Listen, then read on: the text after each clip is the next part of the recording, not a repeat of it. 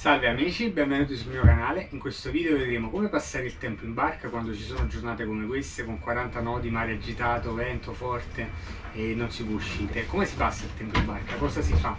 È veramente così bello e divertente come credono quelli che sognano di vivere in barca? Scopriamolo insieme. Ragazzi, in realtà in barca a me sinceramente viene sempre voglia di stare in branda a dormire, non c'è. È lui che vuole sempre pescare, fare immersioni, fare manutenzione, fare video su YouTube. Io di queste cose mi scoccio di farle, quindi viva la pigrizia in barca. Comunque, dai, buona visione. Ciao!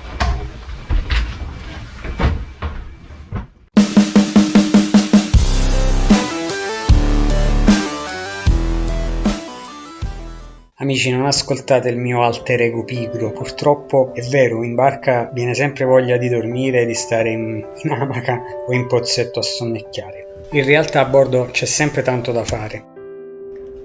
Ecco, questa frase io la dico sempre perché le rare volte in cui ho ospiti in barca dico sempre che in barca non ci sono fannulloni. Ricordate la scena? Cult. Ancora una cosa, inferiori.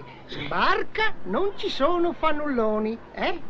Ci sono tante piccole cose da fare. Ci divideremo i compiti, perché in barca si è tutti uguali. Ed ora, cari ospiti, facciamo un bel brindisi alla nostra crociera.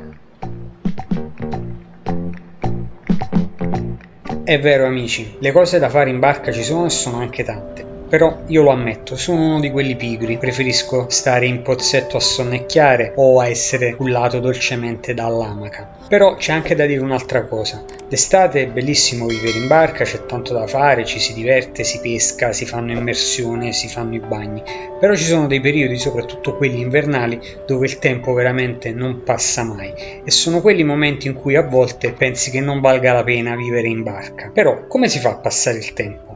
Mi raccomando, ditemi la vostra nei commenti, scrivetemi come passate voi il tempo d'ora in barca a guida. In effetti amici, in barca il tempo a volte sembra non passare mai, soprattutto nelle giornate invernali quando sei praticamente da solo in porto e non sai cosa fare. Io in ogni caso preferisco passare il tempo, impiegare il tempo leggendo, suonando la chitarra perché mi piace strimpellare e facendo un po' di lavoretti di manutenzione. Non c'è molto altro da fare e soprattutto, cosa molto importante, quando si sta in barca si pianifica i viaggi che ancora non si è fatto. Io passo il tempo a fantasticare su tutte le mete che mi piacerebbe raggiungere con la mia barca. Libri, musica e manutenzione. Alla fine queste sono le cose che si fanno in barca quando non si può uscire.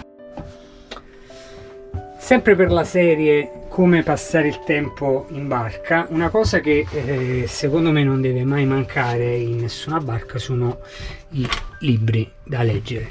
Io ne ho tanti, tanti bolina anche, che, soprattutto degli anni 90-2000, cioè della mia giovinezza, diciamo così, libri di pesca subacquea, di navigazione. Appunto dicevo, i libri in barca non devono mai mancare e qui ne abbiamo un po', portolani, libri di pesca, di cucina, insomma c'è un po' di tutto perché a me piace leggere in barca. Altra cosa importantissima poi che non deve mai mancare in barca sono gli attrezzi da pesca. Qua c'è una canna, ma nella cabina del pescatore ce ne sono altre, da traina, da bolentino, da spinning. Poi faremo un video a parte proprio sulla pesca dalla barca. Ovviamente sempre per il capitolo intrattenimento in barca, un'altra cosa che non deve mai mancare è la musica. Io ho la mia chitarra, ogni tanto metto la suono, così strimpello più che suono, però...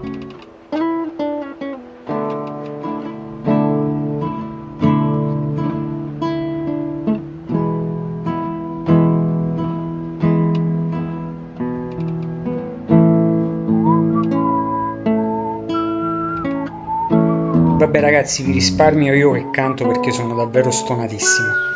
Però la musica ci deve essere sempre, infatti abbiamo il nostro fantastico stereo con i nostri fantastici CD, anche se ormai diciamo sono superati, però.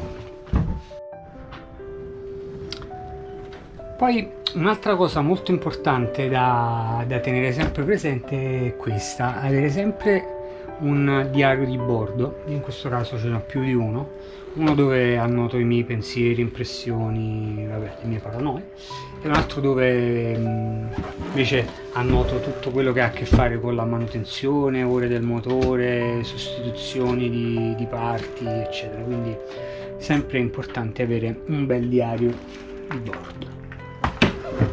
In conclusione amici, vale davvero la pena vivere in barca? È bello e divertente? La risposta è assolutamente sì, anche se come abbiamo visto ci sono tanti tempi morti che dobbiamo occupare in qualche modo con la lettura, con la musica, con la manutenzione. Però ovviamente nulla è come navigare, come raggiungere posti nuovi e lontani con la nostra barca a vela. Mi raccomando, fatemi sapere nei commenti cosa ne pensate di questo video e soprattutto come passate voi il tempo in barca a vela. Grazie a tutti per la visione. Mi raccomando amici, se non l'avete ancora fatto, iscrivetevi al canale, lasciate un bel like e un commento. Buon vento a tutti!